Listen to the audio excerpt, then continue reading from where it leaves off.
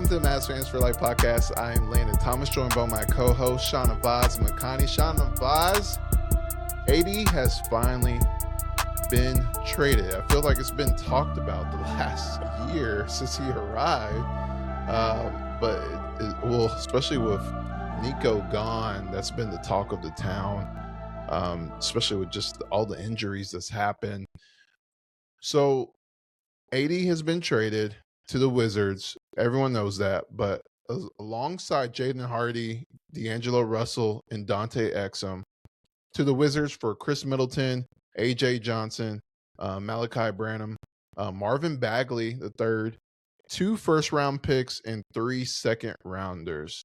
So Shahnavaz, let's just get right into what does that mean for the Mavericks? What does that mean for AD? What does it mean for the Wizards? And just overall, your thoughts on the Mavericks front office. Yeah, I think it says a lot of things. I think number one, for a team that really doesn't have a general manager and that's running, has 2 co-general managers, this was a hell of a deal for the Mavericks. Did this win them the job? That's a good question.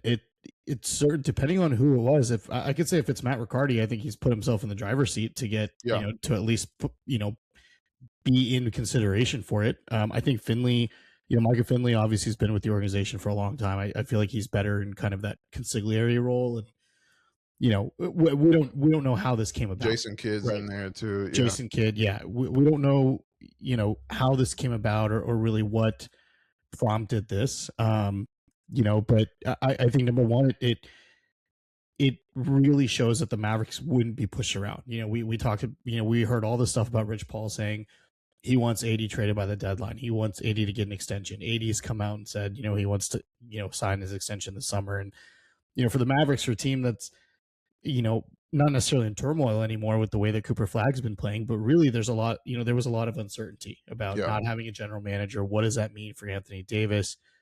Do you wait until the offseason? You and I both kind of were leaning towards that, I think, recently, right? Is kind of wait until you get a GM in place because it's hard to make a deal. But, this does a couple things for the Mavs. Number one is most importantly, is you get the money of Anthony Davis off your books, right? This is a guy that's making over $60 million a year, still has 2 years left on his deal, wants an extension again. You're talking close to $75 million if he's going to get a max deal.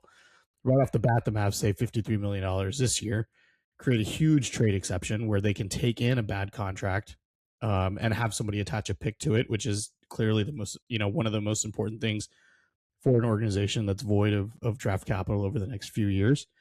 And over the long run, I think it's saving them something like $230 million when you factor in the potential extension for Anthony Davis. And so you truly get a chance now to reset. You go under the second apron, you go under the first apron, you're $5 million below the tax line. So we're well, below any type of penalties. And now you have the ability to build this team around Cooper Flagg, which is what, by God's grace, we, the Mavericks are have the ability to do, with getting him in the lottery last year. And we've seen, especially the last few weeks, Cooper Flagg really come into his own, and we've seen the type of star he can be. And we've heard people like Najee come out and say, I want to play with this guy for the rest of my career. He's that big of a draw. And so now with this deal, the Mavericks have the flexibility to be able to go out and recalibrate their entire roster around Cooper Flagg. You've already got the guy, right? That's the hardest part in the NBA is getting the guy. You've got that. Now it's just filling around the edges. They can take a more mild-mannered approach to it because there's not the pressure of immediately winning like it was with Luka Doncic in 2018 and, funneling off assets to get Porzingis and Hardaway in that deal. But you can take a really mindful approach when you bring in a new GM, assuming they do over the summer.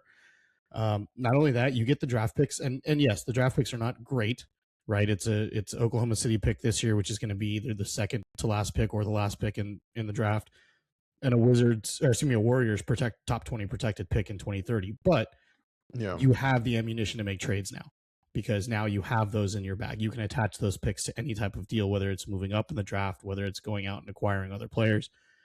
So that definitely comes into play. And then, of course, you get 2 young guys in AJ Johnson and Malachi Branham that were both, AJ Johnson, I believe, was the 24th overall pick in last year's draft. Malachi Branham was the 20th pick in the 2022 draft. So two young guys that just, have moved on from their teams that really haven't gotten a shot to try. And now for the rest of the season, they're going to get a shot to play. They're going to get a chance to come out there, and you'll see what the fit looks like with Cooper Flag. Both of them can be really good contributors off the bench. And so, look, you could have waited until the summer to do it, but you don't know, right? There's no crystal ball where we can look ahead and say, okay, the Mavs would have gotten more for Anthony Davis. They felt that dumping the salary was more important to kind of reset everything, go in with as much flexibility as possible over the summer, and start to build this thing around Cooper Flag. And I applaud them for it. I think it's easy to sit on your hands and say, well, wait and see, especially when you don't have a full-time GM. But this was a move I think we all felt had to be made. It kind of came out of left field because I don't think anybody heard that Washington was interested at all. But I applaud them. I applaud the front office. I think this is a great deal for the Mavs. Because now you can truly begin to rebuild, what was a broken team. Yeah, I feel like this is a reminder that real life is not 2K. Yeah, that's true. It is, because in all, just thinking at it at a 50,000 foot level, the trade was bad, but it made sense too. If you're getting a healthy Davis, it kind of makes sense, because if you're gonna go all in, you got to put all your chips in, and that's what Nico did. Getting Davis and Christie in that first round pick, but in reality, it does not look good at all. It reminds me of, I'm glad you brought that up. It reminds me of Porzingis. Everything looks great on paper, but when the ball tips and, injuries happen, and it's just, you're already going into a chaotic environment. I don't think AD had a chance even when he got here. No, not at all.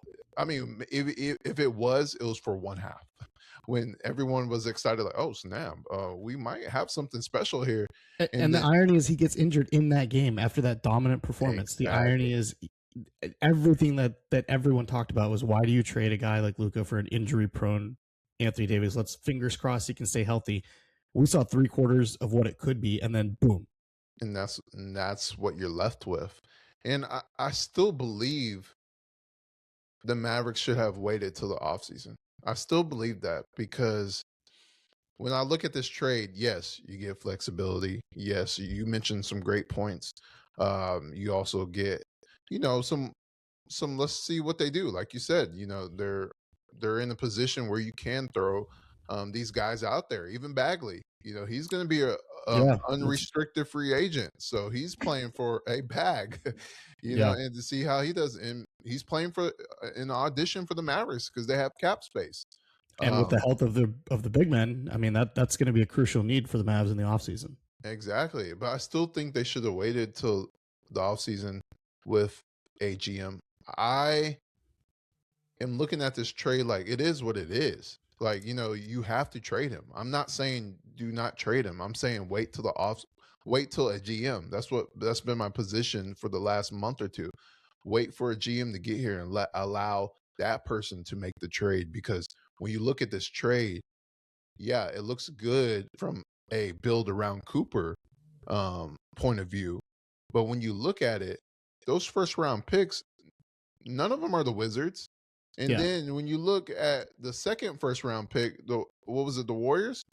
That one is 1 through 20 protected. So the odds of that happening is slim when you look at the Warriors, a franchise, and when you look at their historical success. That is not, it's not going to be something that's going to be happening for the Mavericks. And so I just feel like with those players, you want someone that's automatically going to say, hey, it is what it is, but at least they got this guy who could start right now. And I don't see that. I see AJ Johnson. I see Branham. I see Bagley. I see guys who you're auditioning to see how they fit with the team, because they all three of them been on uh, 2 or 3 teams so far. So, you can get a closer look, but who's scouting them? Like who's really, is it Riccardi and Finley who are worried about their own job? Or is it, that's what I'm trying to say, is like there's so many moving pieces when right now with the Mavericks, you kind of just have to look for the draft right now Yeah. because there's so many things going on. And this is just the first trade. Like there could be a lot of trades. There could be a lot of trades around the league tomorrow, and there could be 1 or 2 trades with the Mavericks tomorrow. So we're just getting started to the end of Nico's vision, and I think everyone should be excited. So I'm not going to say, I'm not going to give that vibe of be worrisome with the front office decisions. I think this is a great trade when you look at it from building around Cooper. But I feel like if you had a veteran GM in that role, he would have like a great GM. He would have said, "Hey, I'm gonna give you what you want, but you got to give me a first round pick, or you're not getting AD." Like I'm saying, your first round pick, and Yeah. and if you want AD, okay, you don't want to give me 2026 in this great class, understood. Give me your next available first round pick. Your Wizards, because just they got Trey Young and they got AD, but their injuries, who knows? The Wizards might be bad next year, even with those 2 guys, because they might not play a lot. You don't know, especially with AD. So, I'm not leaving that trade call until I get one of the Wizards picks, because the Thunder, like you said, it could be the last pick of the draft, which could be great. We've seen a lot of great players be drafted in the um, last half of the second of the first round, at the bottom of the first round. But we've seen a And lot of bad players too. and this class is ridiculous too. I mean, this isn't just a Yes, top heavy class like last year. This is a very deep NBA yeah. draft year. So there's a factor on it, right? So Yeah. this year, 29th to 30th is, in a normal year, is probably 24th. 23rd, 24th, 25th. So you're getting good talent there. It's just a wild card. So I would want a Wizards first round pick, or something that's not protected, because they did get 2 first round picks, but it helps their draft capital just get what they lost. So I like Yeah. it in that standpoint. That's kind of how I feel, right? I understand the sentiment of, let's wait until, a full-time GM, and who knows, right? It may have worked out better. You may have been able to get, the Wizards first out of it. Maybe it And was a allow different team. AD to build his trade value up. They have no leverage at all. See, that's Nothing. the thing. That's the issue, right? That's the issue I have with waiting, because you're talking about a guy in a year that has played 29 games, That's true. right? Yeah. There's not much to evaluate there, right? It's like what Rock bottom. Is that what you're saying? that's it. I mean, there is no trade value for him, right? The fact that the Mavericks were able to do anything was a shock in my mind, right? Because we had heard for months it was, expiring contracts from Atlanta, and Atlanta wasn't, the rumor was Ricochet and a first and Porzingis. I would have And liked that trade. I would have liked it, but by all accounts, Atlanta said, we're not throwing in draft picks. Like, you pick, Yeah. you want a draft pick or you want Ricochet? And I think for the Mavs, it's like, okay, Ricochet kind of, yes, he was the number 1 pick in the draft last year, but there's a reason why Atlanta's not playing him, right? I mean, there's a reason why they're pivoting to go around Jalen Johnson as opposed to Ricochet, right? So, Yeah.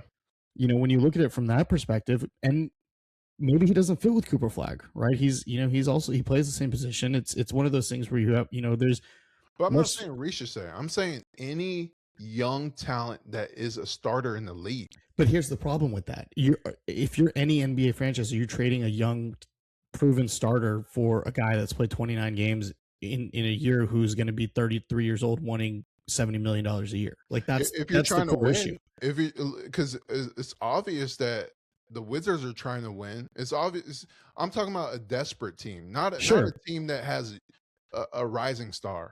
Just somebody that can fill in, that has starter experience. It's not a true starter on a winning team, because Kyrie's going to be there. You need a guy that can be a backup when Kyrie's there. Point guard is what I'm saying, or a starter when Kyrie's out. That's what I would have liked to see. Yeah, no, I mean, I get it, and I think that's kind of the ideal scenario, right? If the Mavs could have done that, and I think had AD Yeah. played, had he, if he was You're right playing, on that. Yeah. if he was playing the way he was before this hand injury, That's the problem. 100% the Mavs would have gotten more Yeah. because he was balling out. Like he was showing shades of old Anthony Davis, Yeah. right? But what was it? 5 games That's the when you can't. problem. It's 5 games. Availability is the key, right? Yeah. We saw what happened with Porzingis. We talked about how little the Mavs got for Kristaps Porzingis.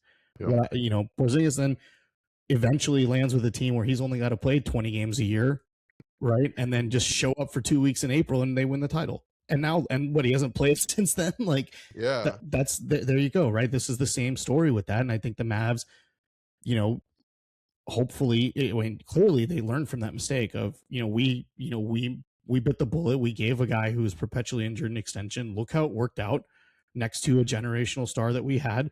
Yeah. That we messed up 3 years of potentially going after players and drafting and developing. Look at all the teams around the league. We've talked about this on the last pod, that the days of big marquee names in free agency are gone, right? Players re-up. The most important thing is having the cachet, or excuse me, having the cash to be able to go and acquire somebody, and that takes draft capital, regardless of if it's a late round pick or not. Picks are picks, right? Because teams can flip those, you can swap, you can do all kinds of things, right? So, I think it was more important for the Mavs to get 2 first round picks, regardless of where they were, and be able to get Anthony Davis and, quite frankly, guys that don't play anymore off this team, right? Guys that are just eating into your books. Jaden Hardy, D'Angelo Russell, Exum, who's out as well. I think this is just a purge of, these players that Nico Harrison brought in. And I think the Mavericks front office realized, okay, we've got something special here. We have to take this very carefully, and we have to tread lightly, and we have to build this the right way. You look at all the teams that recently have won titles: Oklahoma City, Boston, Denver. All of them were homegrown players with minor things around the edges, right? Yeah. A guy like Aaron Gordon coming in, right? A guy, for Boston, Kristaps Porzingis coming in. I mean, these are all players that were abandoned by their old teams that just didn't fit well as the guy, but they come in and they, as a second or third person on the team, they flourish next to a superstar. And that's what the Mavericks have to do. And this sets them up to be able to do that going forward. Yeah, and that's what makes me curious about the Wizards' decision making on that part. Like, I feel like, well, it's the Wizards. Well, that's what I'm saying. This reeks of desperation. Like, when you have Trae Young and Anthony Davis, like, yeah, on the paper, I like what they're doing, because they got all these draft picks who are young. Sar has just raised his game to another level. So when you look at those 3 as your top 3, and then all the young guys that they have as role players, that's a squad.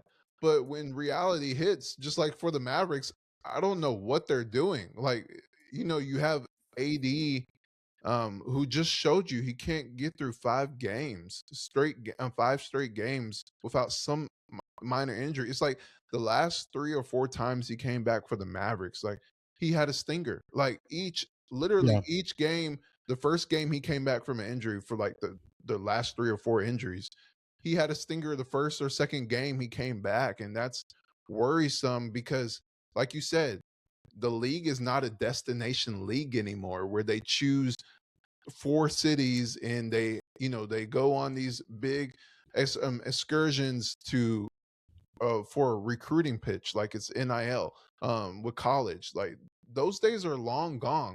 It's like you said with Rich Paul, these players are gonna go. It doesn't matter where they're gonna go. If there's an NBA team in Idaho, they're gonna go there if a team is going to pay them. If they get the bag, they don't care. They don't care because in the offseason they're gone anyways. So that's what I'm trying to say is, obviously for the Wizards it's desperation, but for AD this is clearly a money bag grab, to get your coin before the injuries, derail your career. Yeah, the interesting thing is, Washington spent years, and they still have, I think, 7 first-round picks over the next few drafts. Like, it's, and How they're many hoping. do you need? I mean, they can't develop anybody, so they need all the help they can get. Good thing Sar panned out. Yeah, I mean, and late too, right? I mean, this is what, year 3 or 4 for him. So, for Washington, you're right. On paper, it actually looks really good. If you want to talk about, especially in the East, I mean, they could be a Yeah, the play-in East. team, That's true. right? Yeah. They get another lottery pick this year. But it's just one of those things. Trae Young can't stay healthy. AD can't stay healthy. You're banking on two guys, specifically AD, right? Trae Young sure has played, majority of the games. I think this year he's just sitting out just because he wanted out from the Hawks. But, Yeah. with a guy like AD, like you're putting all your eggs in this basket. And then, Yeah. if you are a fringe playoff team, your pick is not going to be in the lottery. You're not picking top 5 anymore. So you can't even develop top 5 picks. How are you going to develop a top 15 pick, a top 20 pick? Mm-hmm. I'm glad somebody was desperate enough to do it, because Yeah. that's I think we'd be having a much different conversation had it not, right? I think we would have seen the Mavs hold on to AD and try to see what they could do over the summer. But somebody comes in and offers you this. I mean, the Wizards clearly feel like they're turning the corner, right? And whether that's next year they say, all right, full steam ahead, we're gonna I don't think AD plays this year, right? I think him and Trae Young, I think, are going to sit out because they've got to keep. Yeah, they got their first round pick. I think their pick is top 8 protected, so they've got to stay, bad. Yeah. And then next year opening night, they're going to roll out with, Sar, Davis, and Trae Young as their big 3, and it's going to be interesting to see how how many games they play together. And the other question is from AD side is, does Rich Paul want him to be in DC? Like that's the other thing, right? Is Rich Paul going to sit there and say, even if you offer him the extension, he's not going to, he wants to be traded and he wants out of Washington. Like that's a whole other thing. These agents that, kind of control the league now, right? I think the Mavericks did a really good job of saying, no, like we're not going to be hamstrung by this. Like we're not going to be bullied into doing something we don't want to do. You can go on the media and you can say whatever you want, but we're, as an organization, this is our plan. We're going to do this going forward. And I think that's a smart move on their part. So it's really interesting from Washington side. Again, I don't know what they're doing. It doesn't make, they have a decent young core where you can just add another lottery pick and keep building keep building. Yeah. It seems like they're just trying to rush the gun, right? They're trying to jump warp forward 3 years and say, all right, we're 180 away. We made the Eastern Conference Finals and we're one big man away from, doing it. So let's just go all in. They're definitely not that. So the Wizard side of this definitely doesn't make sense. Well, I will say, to their point, they didn't give up much. No, for those 2 stars, they gave nothing really. And again, that's the value for both of them. The value for Trae Young and a number 1 overall pick and a number 3 overall pick. That have made all-star teams, all pro, guys that were highly regarded around the league. And this is what they gave up for both of them. And that's got to tell you something as well. But it does, when you look at the value of development, like you said, it does put a little damper on it even more. When you have the ball in Trae Young's hands and the ball in AD's hands, those are gonna be all your shots. And what does that do for Sar? What does that do for George? What does that do for Trae? Trey Johnson, yeah. Trae Johnson, yeah. Like, what does that do for them? Obviously, it's gonna level their game up because Trae Young and AD are great players. So I don't want to get that construed, but there's risk. There's huge risk with those 2 players as your stars, like you mentioned. Not as the second or third guy. Those are your first and second guy. When you really need to be building, like you said, you need to be building Sar as your first guy, and Trae and George as your second and third, and just keep building in this draft pick. Like there's so you have another lottery pick coming in. Like what is that guy supposed to do? You're rushing 3 years. You just rushed 3 years to go from bottom of the East to become the new Hawks. Where you're playing every single year, or the Chicago Bulls, like those, they're playing every single year. I mean, kudos to the GM. He's going like Nico. He's going all in.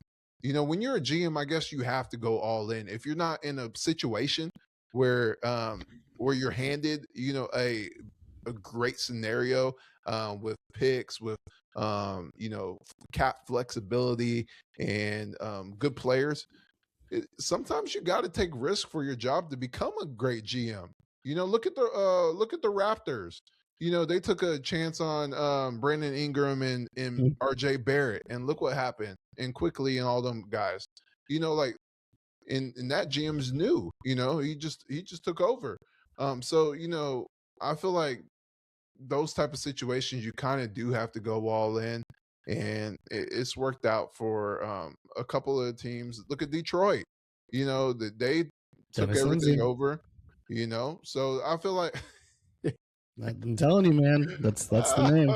That's the name. there you go, Shahnavaz. I'm gonna keep Speaking saying it until speaking he gets into tired. existence. Till he gets tired. Everything's working out the way I want it to. It's full steam ahead for Dennis Lindsay now. Well, and that's where I say with this trade, yes, it works. Because the Cooper Flag's the man. You want to build around him. You want to get. I'm just saying, don't have a team full of 19-year-olds. So like Right. you want to make good decisions. But it looks like kids heavily involved in those conversations too. So I don't think he's gonna want a team full of 19-year-olds either. No, and the other part of it is now you've got a good foundation of But what is the foundation? it's Cooper Flag. That's your Okay, foundation, all right, just right? making sure. Just yeah, Like you're building around Cooper Flag, and you've seen. Look, the Mavericks have been ultra competitive. It's not like they're getting blown out every night, right? Like the Mavericks are yeah, in a lot of these games. They lead the league in clutch games. I mean, we've seen. I'm not saying that they're going to turn into title contenders immediately tomorrow, but they obviously see the competitiveness of Cooper Flag. yeah, You see the way that he works with Najee. yeah, Max Christie, was shooting 45% from three. You've got three solid foundational pieces now that you can build this team around. Kyrie Irving's coming back. That's the other question I know that's been brought up a lot is what happens with Kyrie Irving. I don't think Kyrie goes anywhere, right? I think Kyrie is no, as no, comfortable as he is in Dallas. I think he will gladly take on that leadership role like he has since he's been here.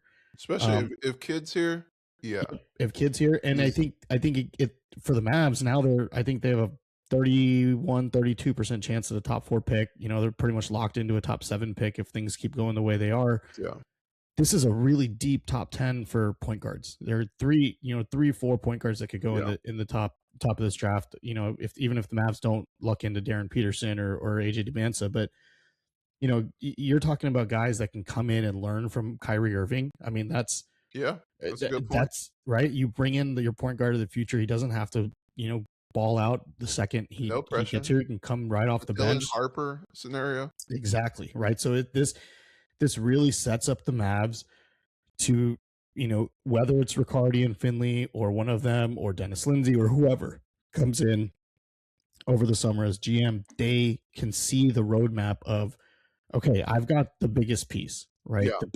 Yeah, I've got the guy. Now I just have to fill in the blanks. That's yeah, it. And that's not always, it's easier said than done, right? Because we've seen it fail on so many times, but the hardest thing is getting the guy. How many franchises have we seen where they're in perpetual turmoil trying to find that guy? The Wizards, the Hornets. Look at all these teams that every year are drafting in the top 5 saying, well, we think this guy can be a franchise changer. This guy yeah, can be a game changer, and it never works out. The Mavericks have that guy. So now it's about putting in the right pieces around him and helping him to grow properly, because we're a few years away from no Steph Curry, no Nikola Jokic, no Kevin Durant, all these teams that have led the LeBron. way, LeBron, all these teams that have led the way in the Western Conference, those guys are all going to retire in the next 2-3 years, So Yeah, you're talking about young teams like the Spurs, the Thunder obviously will be there, all, with all things considered with health. Minnesota's an interesting team too, because they're getting older, and are they going to get Giannis? Right, Anthony Edwards his deal is up in 2 years. Is he going to want to stay in Minnesota? Or is he going to? There's so many things that could potentially happen, but the biggest one is you have the guy. And so I yeah. think that's any GM who's looking at this job, who the Mavericks go out and interview, can see. Okay, I've got the roadmap now. I just have to put the pieces together for the puzzle. Yeah, but I feel like when you have the guy, like you said, teams tank for a guy like Cooper Flag. Mm-hmm. But when you have Cooper Flag, I don't think you should be tanking. Like No, that's no. what I'm saying. I feel like And I'm not saying the Mavs should tank. I'm every year. I'm saying you know you're going to be a lottery team this year, right? oh I'm yeah, saying this year this year you're going to be a lottery you team. yeah, this year you got to do everything you can. Yeah, Just and then you fill in the edges. Now you've got the flexibility to yes, say, okay, we can absorb bad deals. Give us a first. I You agree want with us that. you I want us agree to with take that. on a bad contract? Well, we can handle it because our books are clean. Throw in a first round pick. Then take that first, package it with three others, and go get somebody like that's the process of having that ammunition to be able to go out and say, well, we can beat this guy's offer because we're giving you another draft pick. Yeah, Right? I agree with that because yeah, you don't rebuild. Okay, this season, yeah, you want to do everything you can. Since you're already there, you just want to move up a few spots. But after this draft, like you got to move on. Oh Like, yeah, and that's 100%. what like you got Lively, you got Cooper. Yeah, Lively has injury issues. I'm just saying about the tanking. You tank for Lively, you tank for Cooper, and now you're going to tank for a top 8, top 9 pick. You know, then you got to start trying to win. Like you can't like Kyrie's not going to want to just tank. Oh, neither will Coop. Cooper Flag's not going to Yeah, want to just Coop's not tank. going. Coop Like knows that. Okay, we got this pick. After next year, we better be playing exactly. playoffs. It doesn't matter if we're 7 seed. We're in the playoffs. We're competing. Yeah, because look at Wemby. I mean, there's your trajectory right there. Yep. Just because your first year is bad, don't mean your second year, third year, fourth year is going to be bad either. So I feel like, yeah, do what you got to do, and let Cooper get some more 35-point games out there I'm for all his for it. career. But I think what's missing in this trade is the Mavericks got off the books of Jaden Hardy and also D'Angelo Russell and Dante Exum. Guys who just weren't playing. They weren't playing, and when they were playing, there was a lot of things. Well, Exum obviously wasn't playing, but D'Lo and Jaden Hardy, in particular, when you look at those two guys when they did play, there just was something missing. There was something that you weren't, saying, yeah, he got to play more, and I think that's the key, especially Hardy. He just got paid. And that's where does he fit in the Wizards out of all the I have young no talent? idea. Like if he didn't play with the Mavericks, like how is he going to play with the Wizards? And that's pretty crazy to say. But just from a cap standpoint, because D'Lo had an option next year, a player option, Which he was 100% going to pick up. exactly. And it's weird to say because a year ago he said he took less to come to Dallas, and now he's definitely going to take that player option. He's following AD around. That's all he's doing. and that's what the beauty of this trade. I do like that part and the picks. The players are players. Like, yeah, that one or two of them might show out in the rest of the season. You're like, okay, this is a keeper. But I seen Nemhard show out, and then the last couple of months, it hasn't been anything special. So it's like I feel like you have, because everyone was saying, yeah, do everything you can. Even we were saying it to get a roster spot for Nemhard, but now I'm saying Cisse, and Yeah, he's the big man. and that's the problem because I want to see what happens tomorrow. So this was round 1, right? Well, What happens with Gafford, or what happened? Obviously, you can't do nothing with PJ, but like, what happens with Gafford? If there's a sweet deal for Najee, do you have to? If there's another first round pick, do you have to make that move? That's what I'm interested in seeing. Well, I can tell you right now. There's Mark Stein, who we obviously trust as a Mavs reporter, has said that there's already external trade interest in Marvin Bagley now that the Mavs have him. So the Mavs potentially could reroute him, package him with other players that they currently have, and then ship him off for something else. So they can get his bird rights, and he's gonna want some money. He's making what, $2 million this year, $3 million. Yeah. So can you let's see when he plays. He's been good. Yeah. So if the Mavs can utilize that, maybe you package him and Gafford together to try to get a pick. Maybe you try to, if it is Najee, unfortunately, if it's, I don't think Max is going anywhere. Obviously, Cooper's not going anywhere. PJ can't go anywhere. Bagley and Clay, is that a tandem that you could put together? If a contender, a team that needs shooting, Yeah. Can you get a young guy or even a pick from them? Then you got 3 first-round picks this year. Can you use those to move up or go after somebody? I mean, now you've got that's the thing, right? Is now you've got the possibility to really do whatever. You Yeah, know, you've yeah, got yeah, you've got cap space, you've got the trade exception, which I think is huge, right? We yeah. forget the trade exception last, it's eligible. I think they're eligible to use it for a year. So that's a huge 20 million trade exception that they can take back a bad But deal. who's And making these moves, Shahnavaz? well, Don't you want the guy hey, who's going to look, be? whoever made the move today, they can make all the moves they want tomorrow. All right. That's fine But with I'm me. saying if you're bringing someone outside, that's what's tough because you're going to have a guy come into this front office and be the face of the front office and Mm-hmm. make all the power moves. If you're following Nico, there's going to be even more eyes on you. Yeah. And you're going to be coming in after a fact. That's why I didn't like it because yes, get what you can get for 80. And you never know. He could, I don't want to say this, but he could have another injury that you're like, dang, now he's really stuck. Yeah. Now we're not getting anything. Exactly. So that's why I understand it, and I like the cap. I like the cap space in the draft picks, but I'm just saying, like, let's just say they make 2 trades tomorrow. Then you have a GM come up here, and the damage is already done. Like he can't even make the moves that he really wants to make in the offseason because all the assets are gone. Well, let me offer a counter to that. Okay. Because I completely understand what you're saying, right? As a guy who comes in as a GM, you want to put your imprint on it, right? You want to say Correct. these are Like the moves I Nico want to did make, right? at the beginning. These are the moves I want to And make. Dennis Lindsay. Let's assume my boy Dennis Lindsay comes in, right?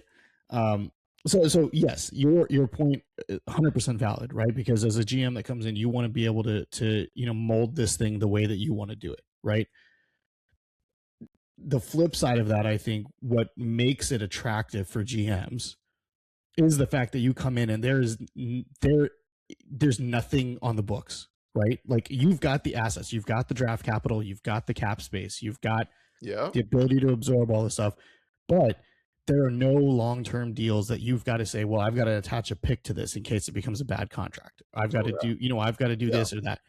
The only one who's going to be making that kind of money, you've got 2. It's going to be Kyrie Irving and PJ Washington, both of whom, if for whatever reason the Mavs wanted to deal them, would have value around the league, right? Yeah, so but you can't use all of it because you got Max is going to be coming up. right, no, Lively 100%. eventually, if that pans out. 100%. But what I'm saying is, you're not coming into a situation where your first thing is, holy crap, I got to find a trade for Anthony Davis. Gotcha. Right? Okay. Yeah. Where the pressure's on you that the first thing you have to do is get AD gone. And the scrutiny is going to be there of, well, did you get enough? Did you not get enough? Do you want that to drag out all summer? Do you want it to drag out into next season? That I felt like that would be a deterrent for GMs coming in to say, well, that's the first thing I've got to figure out. Now, any GM, Dennis Lindsay, can come in right away and say, boom, I've got Cooper Flag. Here's my vision. Yeah. They can sit down with Patrick Dumont, with Mark Cuban, with Jason Kidd, the entire front office, and say, here's your financial assets. Here's everything on your books. Here's my vision for Cooper Flag. I don't have to worry about what am I going to get for Anthony Davis? What am I going to get for this guy or this guy? My vision for Cooper Flag is this. This is how I'm going to do it. What is the vision, Shahnavaz?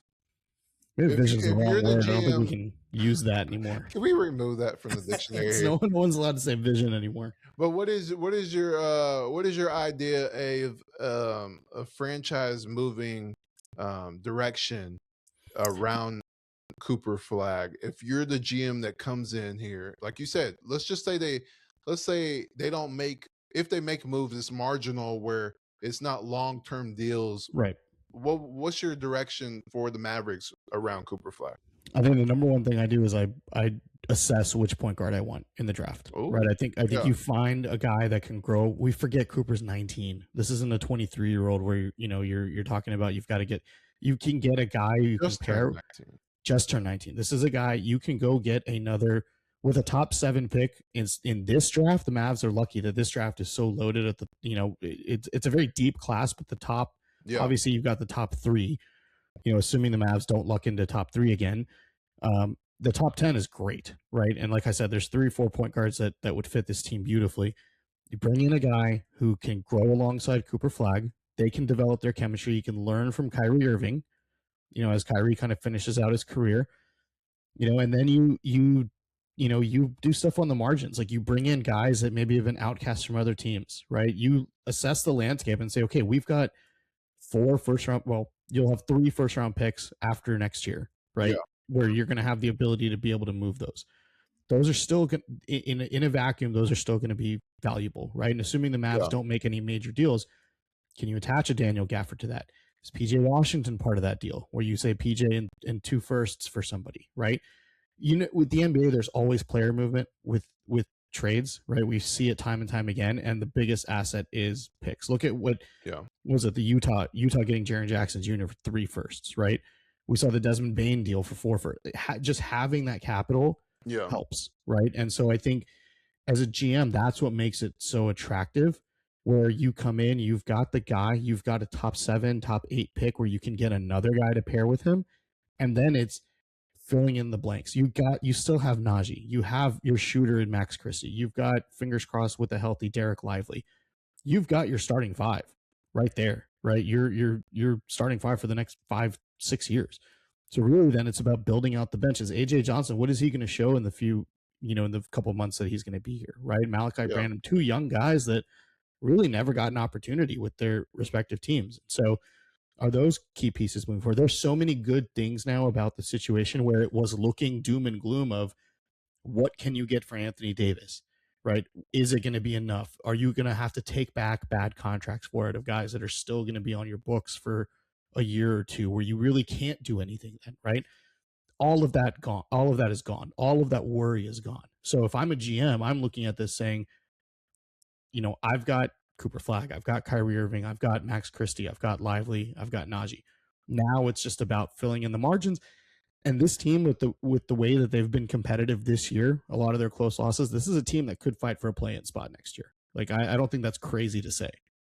No, if they're healthy, and then a year or 2 of Cooper Flag, And a full year rest for Kyrie Irving. I mean, yeah, I mean, that's not far fetched to say. I feel like that's why I say it's so important on who's making the decisions. Because one bad move can derail you for a season. and Um, that's why the Mavs said they want a guy who's experienced. They're not hiring shoe salesmen anymore. They're not going after guys that don't have. They want somebody who's been in the league, who understands the league, who understands connection, what being a GM is, the not connections with around the league. players, with other No, GMs. front office executives. Yep, Yeah, 100%. And so I think that's huge. That's important. And I agree with you. I think getting the GM in the building is going to be your number one priority, right? Before the yeah, draft, the second the season ends, you're putting out calls to everybody saying, all right, who's coming to interview? yeah. Because I don't think a collective effort, which it is right now, I don't think that's a successful strategy to have, even with a GM. I feel like it could work out good, as we've seen in Nico, and it could work out bad, as we've seen in Nico. So when one guy has that much power, but I think the trajectory that he was on, if you have a GM like that, you can really hone in on building a title contender, in which the Mavericks were headed that way. So I feel like the collective effort should not be had. Yeah, you can have Dumont, you can have Kid, but I feel like a GM, like you just said, a GM who has experience Mm-hmm. doesn't need supervisors, doesn't need Right. someone that to bounce an idea off of. They already have the presence, they have the history, they have the historical resume that shows that they do not need that. That you trust what they're going to do, for the betterment of the team, not for the betterment of themselves. And I think if they're bringing someone to that type of standard, I feel like you can have a guy, especially like Cooper, who's going to really rely on that person to build a roster around them. I feel like sky's the limit right now. Even though earlier my sentiments on the trade, I like the trade, but I feel like there could be things a little better. But then, when you think about the position that they're in with AD, it is what it is. Like, you got to move That's on. exactly. And I think I think now that move has happened, now you really are starting to build for next season. You've wiped your hands clean of last year, right? Like, it's done. It's done. And now when I look at it, there's no restriction on anything outside of Cooper and Kyrie. Like, and I'm being honest, like, I like Max, I like Najee, I like a lot of guys on the team, but there's still some flaws. Like, you got to go out there and get the best deals. Obviously you can't do anything with PJ. So let me say 3 guys, because you can't do nothing with PJ till the offseason. But, when you look at the roster that they have, you really want to hone in on Kyrie and Cooper and those 2 guys and bring those guys in. You can bring those guys in and just get ideas from them, because they are, 1, Kyrie's the leader of the team, and 2, Cooper is not only the future of the Mavericks, he's the present and the future of the NBA. And I think that's a huge decision you have to have when you have that type of talent on your roster, because we saw with Luka, it took time. It took time. It took time to get Kyrie in. Yeah, you tried it with Porzingis. It didn't work out. But you brought Kyrie in, and you brought all these pieces in. It took time for that. And I think with Cooper, you can't wait that long. So I was checking Shams. Tyus Jones to the Hornets. Oh, okay. How many point guards do the Hornets need? Jeez. How many point guards does the Bulls need? God. I mean, no, you're absolutely right. This is the slate is clean now, right? And so now, whatever moves, the collective group wants to make over the next day or two, or excuse me, the next day, I guess. It's going to be to kind of fill out the margins and kind of try to acquire more capital going forward, right? Because I think they see the value in that. Riccardi and Finley have been here from the jump, right? From the Luka, the Luka draft in 2018, the way they, the team kind of rushed into kind of building a contender around him, and we saw all, I think they've been through that. They've been through the highs of making the finals, making the conference finals, and then obviously the lows of the last year. And so I think that has helped and enabled them to say, okay, we're not going to trade just to trade, right? Like, there's, to your point, there's, with AD, it was, you just kind of have to, what's done is done. They had to do it, right? Just to kind of wipe the hands clean, of this last year. Now it's okay. And I really love this, the fact that the Mavericks are standing strong on, we're not giving up Daniel Gafford for just bits and pieces. Like, if you want Gafford, Atlanta, give us a first. And we'll gladly trade him to you, but we want a first. They're standing firm on, we are not going to be bullied around, right? We are going to do this together. We're going to put ourselves in a position where in the next year, 2 years, 3 years, we are going to be one of the best teams in the Western Conference because we have Cooper Flag. And we have to keep that in mind with every transaction we make. Every transaction we even think about making is, how does that benefit Cooper Flag? That's the question that the Mavs have to ask themselves every time somebody calls them to offer a deal, or they even think about, I wonder what this would be. No. What does this do for Cooper? How can this make Cooper better? How can this make our team better? That's the only question that they've got to ask themselves going forward now. Yeah, and that even goes down to the guards too. 100%. That you're bringing, not the guards on the team, but the guards that you're bringing in. Because you can say the Mavericks need a scorer. The Mavericks need a playmaker outside of Cooper Flag. Even in the draft, like, you really have to have pristine scouting. You have to have pristine eyes and ears and just the feel of players and talent around the league, because you can bring a scorer in here, but is he going to take stuff from Cooper? Are you going to build with Cooper and surround him, or are you going to build someone, or are you going to bring in someone that's going to take shots from him? And 100%. that's the thing is, like, there's so many great guards, but you really have to choose the right one, because there's a certain style of play, because Cooper's going to make the right play. But if you have, most scoring guards are not like Kyrie. Like Kyrie, he's special, but like most scoring guards, I gotta get my buckets. Like I gotta get my buckets.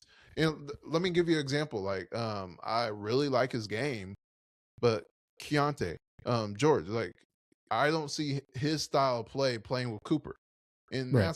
that's what I'm trying to say is you need more of a Cade Cunningham type of guard in this draft that does everything to win, but also get his teammates their shots too. Yeah, and when with the new GM, especially if it's somebody who understands the league, they're going to understand scouting, right? They're going to work with the scouting department to figure out who the best fit with Cooper Flag is, and that's where, to your point, having an established general manager, a guy who's been established in the league, that's where it's going to matter the most because now all the decisions that the Mavericks are going to make in the offseason are going to be critical to building this thing around Cooper Flag, and that's where you've got to Yeah, have the experience, right? The AD trade was just look, we've got to get rid of this guy. Like, yeah, and no, criticism on AD, right, as a person or as a player. He's just unfortunately can't stay healthy. Unfortunately, part of this, he didn't ask for this, right, to be a yeah, part of this deal, and um, so I think for Finley and Riccardi, it was more of this is the best deal we're gonna get. We can't let the new GM come in here with with this hanging over his head, right? And so now yeah. you've got the books clear. Your first job when you come in is figure out which player in this top 7, 8, 9, 10 is going to fit next to Cooper Flag for the next 15 years. See, and that's where I'll say this is each decision you make now that the AD trade is over with. I mean, it's not official, but it's official. It is the magnitude of the move is even greater, even greater. Each move you make, because the first thing you question when you make the move is how do they fit with Cooper, Yep. and that's the thing is, yeah, this draft is one of the best we've seen in a while. Just the quality of talent from top to bottom, not just the first 7 picks, but you also want to make sure like yeah, you have scouting departments that do this year round for the team, but I really want to invest for myself. Like I want to go see it for myself. Like I want to talk to their family. I want to talk to uh, obviously during the drafting process. I want to talk to their family. I want to talk to the high school coach. I want to talk to friends. I want to talk to coaches. You know, opposing coaches. Mm-hmm. Not just players not just people that boost them up. I want to talk to people that give me the flaws too. Those that see behind the scenes. Yeah. Because if like you said, this move is going to be the foundation piece next to Cooper.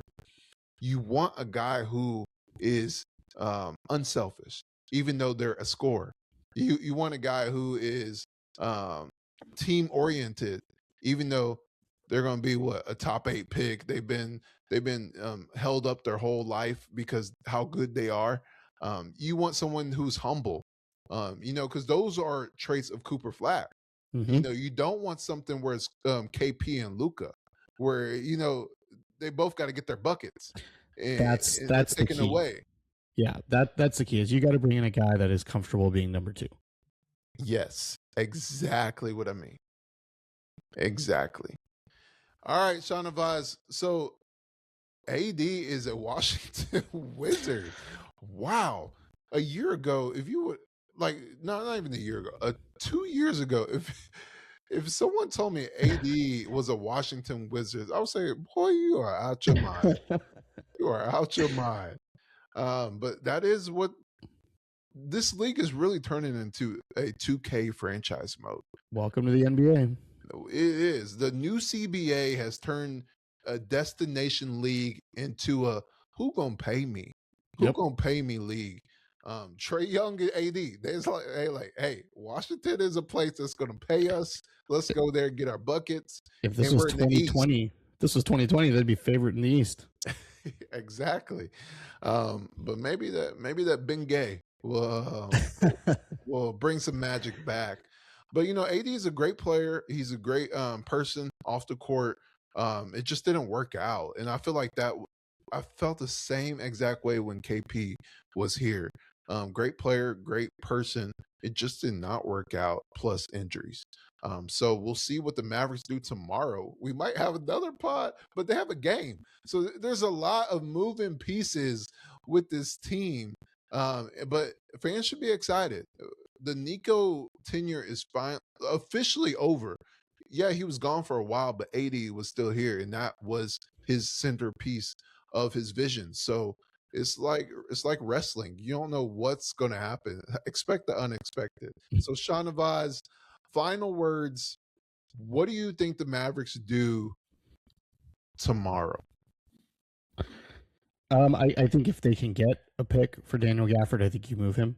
I think, and you see what you've got in Musa Cisse. I think you let you let him in. Can he be your future backup big? I don't think he's a starter, but I think you let the young guys play. Your goal now is to get the highest draft pick you can get, Yep. right? Get as many ping Yep. pong balls as you can get. We clearly have seen that just because you have the best odds doesn't mean you're going to get the first overall pick, but position yourself to get a top 5 pick at least. If there's deals out there for Clay, for Daniel Gafford, Clay, I would want, if he can go to a contender, put him in a position to win, I would love to see that. If he wants to stay, great. But yeah, I think, look, smaller deals around the margins. Do you move Marvin Bagley now that you have him? Do you move Daniel Gafford? I would keep Najee if you can at all costs, unless you get blown away with an offer. But I think now the Mavericks are going to be looking at who can give us the most draft assets. I don't think they're going to be acquiring any players, unless it's attached, unless a team attaches a pick to it. So it's going to be interesting to see because, we've seen a lot of deals today. I think the whole Giannis situation is still looming over the league. Yeah. Ja Morant is still looming over the league. So yeah, can the Mavericks get in on a 3-team deal? We see a lot of those, small 3-team deals kind of wiggle their way into the trade deadline. So it's going to be interesting. NBA trade deadline is awesome. So this is going to be a really fun, yeah. kind of 18 hours as we kind of wind down to the deadline. Yeah, especially if you're an Eastern Conference team, you're calling the West and saying, "Hey, Yeah. what you got?" Because I feel like I have a chance this season. It's wide open. The West has top 4, some really good teams at the top, but the West, the East, can you really trust Detroit in the playoffs? You don't know. So Can you trust the Knicks? can No. you trust the Knicks? No. The Celtics are still there. There's a lot of openness in the East. So yeah, I'm excited to see what happens tomorrow with the Mavericks and just around the league since so many moving parts. You know what I will say for the Mavericks, yeah, you already mentioned their trade assets, so we'll see what that comes. But I feel like I really hope, especially without a true GM, I really hope they're talking to Cooper. Because that is the thing is, you know, yeah, he's only 19. Like he's just there to hoop. Even he says it. I'm just here to hoop. Especially coming into that Luca, AD Nico situation, he's handled that amazing. Yeah. But especially with this AD move, like I really would want to talk to Cooper and see who are the guys that you really click with in this locker room. Like even if it is Clay, and you have a you have a trade that's there, but like it you want some stability for Cooper as well, especially in the first 2 seasons. Like you got to blow me away with a good trade to send. I'm not talking about Clay, but just send the player who Cooper is really close to. And that's crazy to say because he just turned 19. He's a rookie, but this is your franchise. This is your franchise, so it means more than that. If he's really close and someone's mentoring him behind the scenes, because just being there, like you see all the players talking to him, but like behind the scenes when it's just the players, road trips, who is he really bonding with? Is it just the rookies, with Nemhard, Cisse, and Kelly, or is it Kyrie? Like obviously Kyrie's here, but like I'm talking about like is it Clay? Is it PJ? Is it Gafford? Yeah. Who is he really, really bonding with? Where I'm like, hey, I need to bring some stability. This guy's mentoring Cooper because he's already been through so much than the number one pick has. Like usually you just go to a losing team and just go get 30, 20 points a game.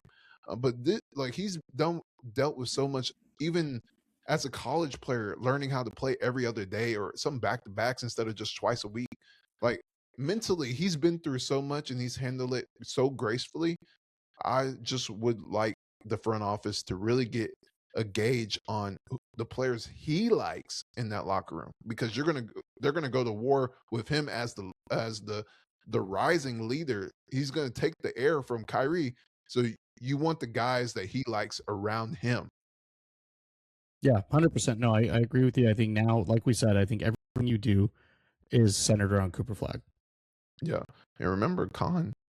I know it's early, but Khan, when is he a free agent? Like 10 years. Start the recruiting now, Cooper. Go get your buddy. Go get your buddy. Go get your boy, Coop. All right, guys. We appreciate y'all tuning in. We'll see. We might have another pod. Depends on what happens with the Mavericks before the trade deadline. So, but we appreciate y'all tuning in. AD is a Washington Wizard. Mavericks finally have cap space. They finally have flexibility. They finally get some picks back. What will they do with it? That's the question. All right. Thanks for tuning in, everyone. Goodbye.